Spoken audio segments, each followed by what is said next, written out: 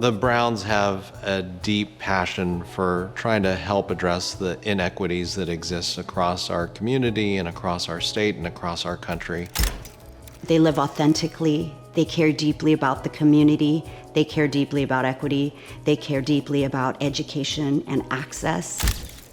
I would have to say that Shonn and Clarence were the dynamic duo.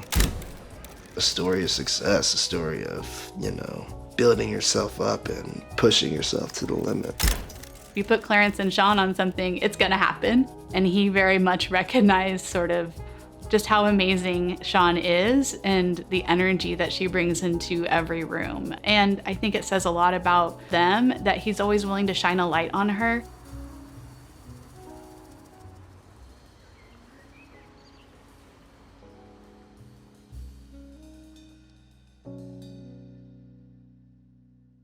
Shonn and Clarence were givers. They both came from humble beginnings. Education to me during my time growing up was one of the few ways we had as a group of people to get out of poverty. So that was one of my reasons for being an educator, was to try to do better for myself and to do better for my family. Shonn and Clarence gravitated to the importance of education in the lives of children of all ranks. They identified with the challenges of a community like South Dallas Fair Park, and more importantly, they identified with the gumption that something can be done about it. Where and how we can support those that are less fortunate, that are less privileged, is something that has been so deep in their heart and deep in the core of who their being is. They just are so driven to try and solve some of these historically deeply rooted issues and challenges. I met Shonn and Clarence in a tour, and immediately their passion for education, their passion for serving the community was very clear.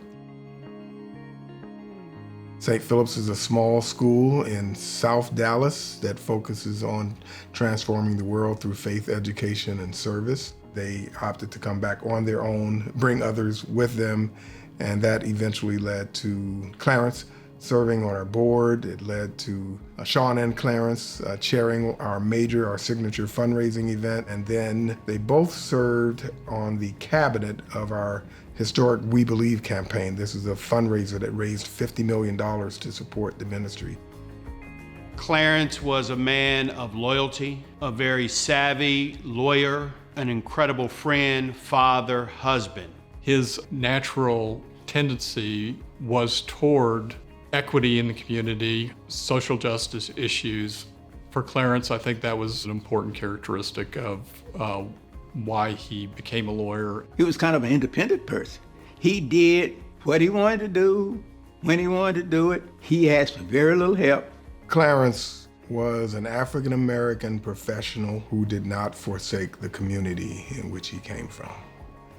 Clarence lived a life that said, it's not how high you go, it's who you take with you. He always loved to give. I mean, when it came to an open heart, Clarence would give you his last. When Readers to Leaders started in 2011, it was kind of a point where a lot of people in our Dallas community were waking up and noticing that kids were really behind in reading.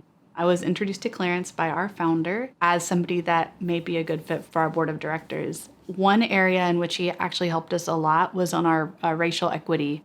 What do you have in your procedure and process to recruit folks that really are reflective of the community? And Clarence did a lot of work behind the scenes in a really quiet and dedicated way to make that a reality for us. I came to know Shonn as she was becoming an associate. She was a superstar, we felt from the beginning. She's the only person that I know who actually was about to be president of the Dallas Bar, but she stepped away from that role to become the leader of the Texas Women's Foundation. The Texas Women's Foundation's mission is economic security for women and girls. Shonn has been incredibly active in the foundation. Not only did she serve as board chair during my tenure, she was also the chair of our large luncheon. She constantly looks for where can she make the biggest impact? Where can she drive home the messages of education, for equality, for opportunity most effectively? Our kids loved to hang out in high school at Sonic. They would go there at night, hang out with their friends. Sometimes they would order food. It was just hanging out in the parking lot. That was their fun. It was me and about 6 of my other friends, and we ordered food just like normal. If you've been to Sonic, kids get out their cars, chill the whole time. There were some kids who were African American there were before them, had some challenges with the Sonic. Our kids come up next. They're assuming that they're the same kids. Guy comes out, jumps on our kids, tell them, say, you know what it means if I call the police, you know what the police will do to you guys? Evan came home and shared that with Shonn. Well, if you know Shonn and you know how committed she is and what a badass lawyer she is, she got in her car and she went up there. The guy at Sonic, you know, he knew he had done something that was not right, and he's trying to fix it. And he tells him, says, look, you know, I apologize. He said, look here, I tell you what I do. From my mistake, I'll give all 3 some punch cards. And y'all can just come back and get some free food, some free sodas, and would that make it right? Wrong thing to say, lawyer, judge, SVP. My mom and all the other moms put their blood, sweat, and tears into making sure we were heard. And we held a whole rally, and the rally, if I'm not mistaken, was supposed to last maybe an hour. It lasted almost 3 hours, and we had traffic blocked up like all the way up the street. This miles-long protest is a show of support and a call for action after 7 black teens shared a story about their experience at this North Dallas Sonic, a story about what it means to be a black teenager in 2020. To see the community come and protest was unbelievable.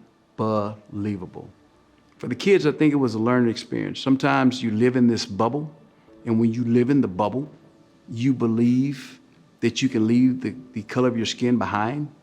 And sometimes America and the world's gonna let you know, no matter where you are, no matter where you go, you still gotta wear this color of the skin. Mr. Purdy says that something about that incident really changed me, and for the better, even though it was a terrible circumstance.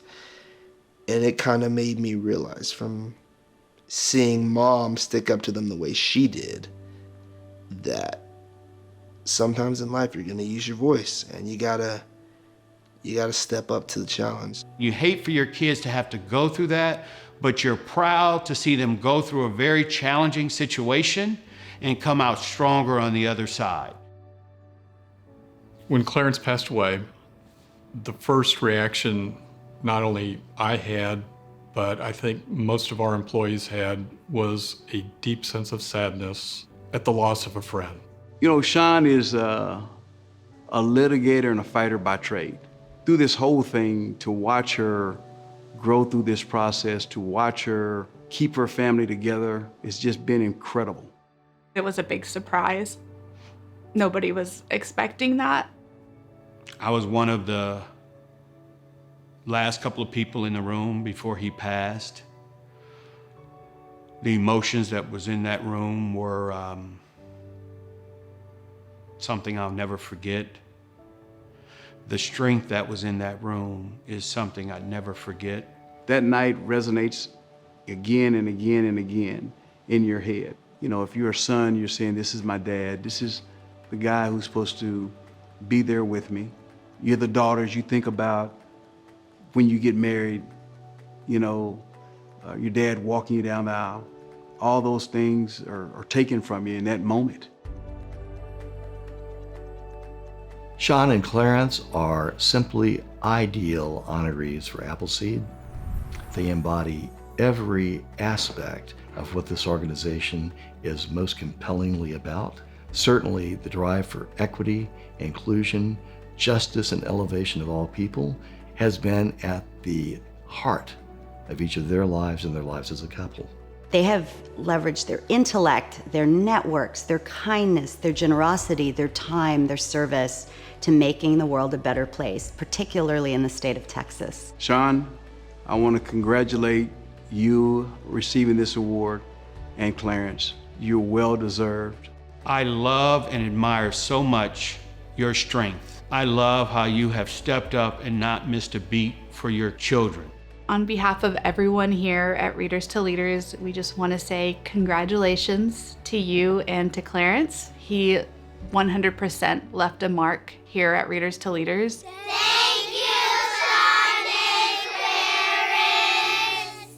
You have demonstrated all of the values and all of the desire to make our world a better place. And I just am so pleased that we have this opportunity to celebrate you and Clarence and the contributions that you have made. If ever there was a life which should be remembered, reflected on, and honored, it is the life that Clarence Brown lived. Every day we miss Clarence, but every day I'm grateful for you. You are a game changer. You are a light. You're brilliant. You work your tail off. You all have shaped my heart, my mind, my soul in so many different ways. You're my superhero.